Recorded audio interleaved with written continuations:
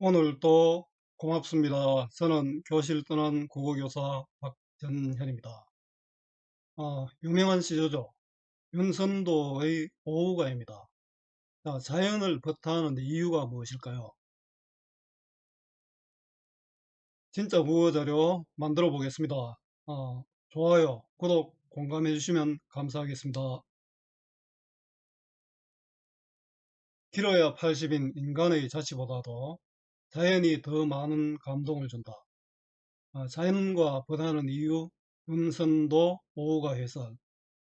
윤선도가 유배지 해남에 응가할 무렵 자연의 다섯 벗을 예찬한 시조로 우리말의 아름다움을 잘 드러내고 있습니다. 제가 늘 강조하는 것이 국어는 외우는 것이 아니라 원리를 이해하는 것입니다. 따라서 본문 중심의 공부가 필요합니다. 요약지 보고 문제만 푸는 공부는 실패합니다. 저한테도 전부 문제 달라, 그것도 시험 앞두고 이렇게 이야기하는 아이들이 많은데요. 뭐 선생님들조차 그렇습니다. 자, 그렇게 했을 때는 그거하고 다른 문제가 나왔을 때 맞추기 굉장히 어렵죠. 그거는 정답을 찾는 것이 아니라 주어진 상황에서 알맞은 답을 찾는 것 꼭 기억하세요. 자, 이해의 배경입니다. 작가가 해남 금세동에 응가할 무렵에 지은 총 6수의 연시조로 서사에 해당하는 제1수에서 수, 석, 송, 죽, 월, 물과 돌, 소나무, 대나무, 달, 다섯 자연물을 벗으로 소개하고 제2수부터 6수에 그 자연물들의 속성을 예찬하며 자연에 대한 애정을 드러낸 작품입니다. 우리말 어휘와 의미, 문장 등을 잘 다듬는 작가의 언어적 능력이 발휘되고 있으며 자연의 속성을 인간이 지녀야 할 특성에 대응시키는 정신적 경지를 추구하고 있어 우리 문학사의 대표적인 연시조로 평가되고 있습니다. 우리 최초의 연시조가 강호사시가죠. 자, 한눈에 파악입니다. 윤선도의 삶을 먼저 보겠습니다. 제가 이야기를 길게 했는데요. 간단하게 이야기를 하면 이렇습니다. 그 윤선도의 윗대 할아버지가 초계 정씨하고 혼인을 했습니다. 그때만 해도 그 여자들도 똑같은 재산을 분배받았습니다. 조선 초고려까지만 해도 그랬습니다. 고려 때 조선 초까지는 여자들이 권리가 평등했습니다. 사대부들에 들어서면서 여자들을 그렇게 만들었지. 옛날에 그랬습니다. 윤선도의 이때 오대조 할아버지가 그랬습니다. 할아버지가 초계 정씨하고 혼인하면서 어, 그 아내가 유산을 받았는데 그게 어마어마한 땅이었습니다. 그런데 초계 정씨는 그 다음에도 전부 땅을 어, 공평하게 후손들에게 나눠줬는데 윤선도 집안에는 우리 집은 장자만 준다 이렇게 되어 있습니다. 그래서 이제 윤선도는 그 요즘 말하면 뭐 전라도 재벌이죠. 전라도 재벌이 되었습니다. 굉장히 좀 부유하게 살았습니다. 자, 윤선도의 시절을 감상하면서 그가 매우 청빈하고 소박한 생활을 했다고 짐작하는 경우가 많은데 사실 윤선도는 수백 명의 노비를 거느릴 정도의 경제력을 갖춘 지주였습니다. 그는 노년에 해남의 금세동과 보길도의 부용동 등에 거주했는데 금세동의 옛집터나 부용동의 원림을 살펴보면 당시 윤선도의 풍족한 생활상을 확인할 수 있습니다. 윤선도는 인공연못을 만들고 연못 주변에 기암괴석을 배치하였으며 바로 보길도 세연 등이 바로 그렇습니다. 벼슬에 미련을 두지 않고 여러 채의 건물과 정자를 지어 한가롭게 지냈습니다. 만흥에 나오는 보리밥 풀나무를 알맞게 먹은 후에 등의 구절은 실제 그렇게 살았다는 것이 아니라 강호가에서 언급하는 청빈한 삶의 관습적 표현이라는 점을 기억하면 더 좋습니다. 윤선도 유적은 제 블로그에 많이 있으니까 한번 찾아보면 좋겠습니다.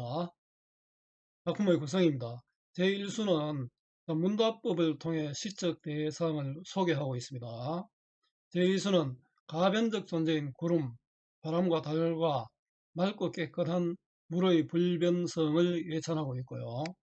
3수는 순간적인 꽃, 풀과 달리 영원한 바위의 덕성을 예찬하고 있습니다. 4수는 눈서리를 이겨내고 뿌리조차 곧은 소나무의 지조와 절개를 예찬하고 있고요. 5수는 언제나 푸르른 대나무의 지조와 절개를 예찬하고 있습니다. 6수는 광명의 존재이면서 과묵함의 미덕을 지닌 달을 예찬하고 있습니다. 자, 오후의 특성입니다. 물은 영원성을 갖고 있습니다. 깨끗하고도 거칠 데가 없죠. 바위는 불변성입니다. 변하지 않습니다. 소나무는 지조와 절개를 상징하죠. 눈과 서리를 모른다. 대나무는 지조와 절개를 상징합니다. 곧으며 사계절 푸르다. 달은 광명, 과묵함, 만물을 비추고 보고도 말하지 않습니다. 자, 작품 읽기는 넘어가겠습니다. 제가 읽는 것보다 여러분들이 읽어보면 더 좋겠습니다. 자, 감상하기입니다. 내 버디 몇이나 하니 수석과 송죽이라. 굉장히 쉽죠. 내 친구가 몇이나 하니 수석, 물과 돌, 소나무, 대나무라. 이렇게 편안하게 얘기합니다. 그죠? 내 벗이 물과 돌, 소나무와 대나무라. 동산에 달 오르니 그 더욱 반갑고야. 동산에 달까지 포함되죠. 그래서 수석, 송죽, 월 이렇게 오후가 됩니다. 달이 올라가죠. 올라가니까 상승적 이미지 해당되고요. 달이 올라가니까 그것이 더욱 반갑다. 내 반가움도 더 보조되겠죠. 영탄적 의조로 반가움을 강조하고 있습니다. 내 반갑고야는 천상에서 지상으로 인식의 확장되고 있습니다. 여기 보면은 천상 달도 있고 지상육존재도 있잖아요. 두어라. 이 다섯밖에 또 더하야 못하리. 다섯. 수석, 성죽, 월이죠. 오후밖에 또 더하야 못하리. 더할 필요가 없다. 이걸로 충분하다. 이건 소유에 대한 동양적 정서가 드러납니다. 문지적, 편안히 분수에 만족할 줄 아는 모습이죠. 여기 보면은 문답법으로 오후를 나열했습니다. 자, 오후를 소개했습니다. 근데 한번 읽어볼까요? 나이벗이 몇인가 헤아려 보니 수석과 송죽이라. 동산에 달이 밝게 떠오르니 그것이 더욱 반가운 일이로다. 나머지는 그냥 두어라. 이 다섯 외에 더 있으면 못하겠는가. 이수입니다. 구름빛이 좋다 하나 검기를 자주 한다. 구름은 변하잖아요. 가변성이고 또 순간적이다. 그죠? 바람이 불어보면 날아가 버리니까 순간적이고 물과 대조가 됩니다. 구름이 깨끗하다 하나 검기를 자러 온다. 옛날엔 좋다는 요즘 뭐 좋아한다는 뜻이 러브 뭐 이 라이크가 아니고 깨끗하다는 뜻이었습니다. 자, 구름은 뭐 깨끗하다 하는데도 자주 검어진다. 하늘에 구름 보면 그렇죠? 바람 소리 맑다 하나 그칠 적이 한오매라. 바람도 역시 가변적 존재죠. 구름과 같이. 맑다 하는데 그칠 적이 많구나, 많도다. 이것도 연탄법이라 할 수 있죠. 자, 요 구름빛이 좋다나 검기를 자른다. 바람 소리 맑다나 그칠 적이 한오매라. 요 두 구절이 서로 대구법이 되죠. 대구법은 형식의 반복입니다. 좋고도 그칠 리 없기나 물뿐인가 하노라. 자, 구름과 바람과 달리 물은 안 변하더라 이 말이겠죠. 그칠 때, 끊어질 때 없기는 물뿐인가 하더라. 물은 불변성, 영원성, 자, 깨끗하고 맑고 변함없는 그런 존재가 되겠죠.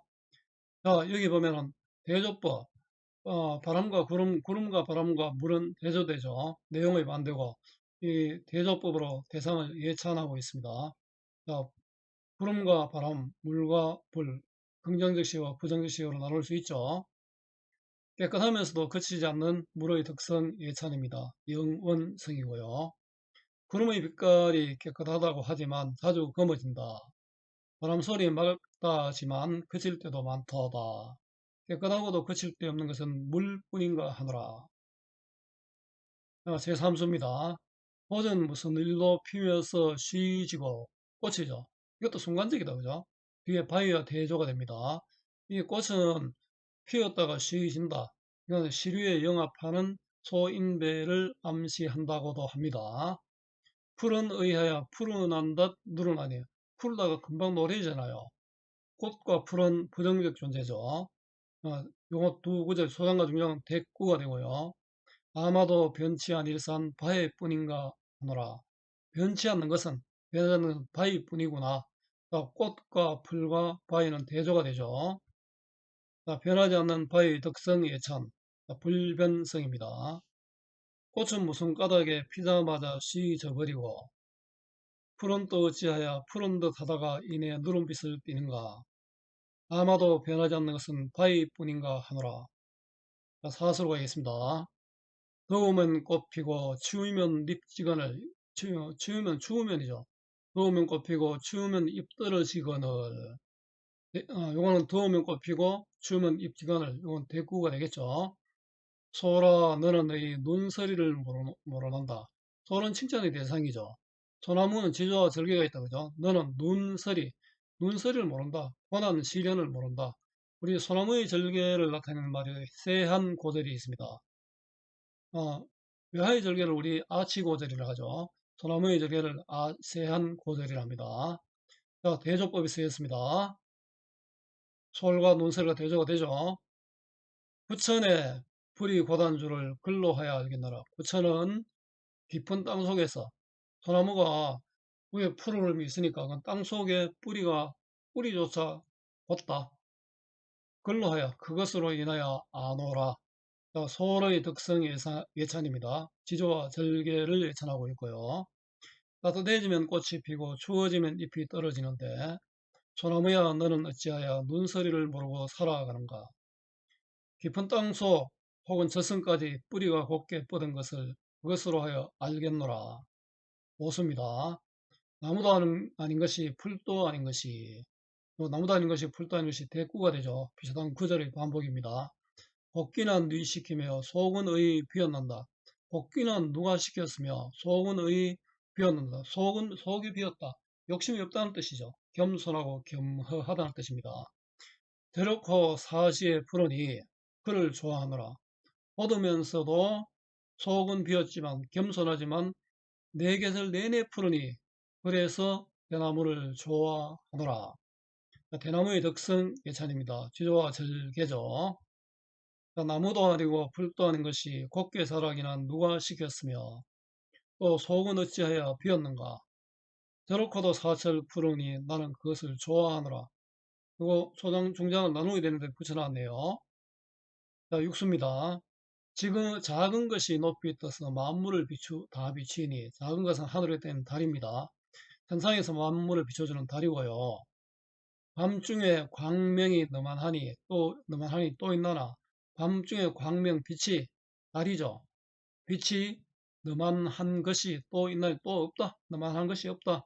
자, 광명이 너만하다 했으니까 의인법이고 또 없다.